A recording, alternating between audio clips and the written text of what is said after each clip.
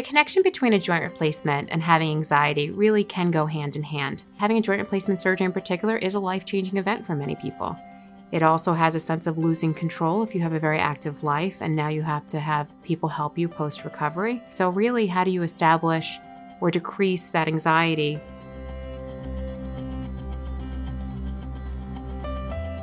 At times, you'll run into certain individuals who are more anxious than others. These are usually people who have never had a procedure before, never undergone anesthesia before, never been admitted to the hospital before. These folks just need a little bit more information. So typically I'll take a patient like that and give them the phone number of 2 or 3 patients just like them who've had the procedure within the last few years.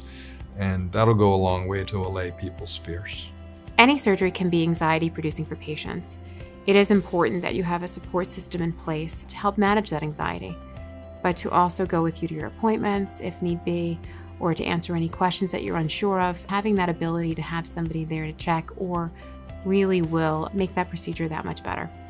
Also, having a care or coach or a family member with them through the journey of bringing them to the hospital and picking them up also helps with that, especially within the first 24 hours after surgery. So when patients ask me where they should get their information about joint replacement surgery, the best advice I could have for them is not to use Google and other search engines to get their information. I would get your information from your surgeon, number 1, from the clinical team in their office, number 2. So every time someone's getting ready for a joint replacement surgery, we'll have at least a short conversation about the potential complications. And patients' fears are usually allayed by the fact that if you add up all these different potential complications, the incidence is very low.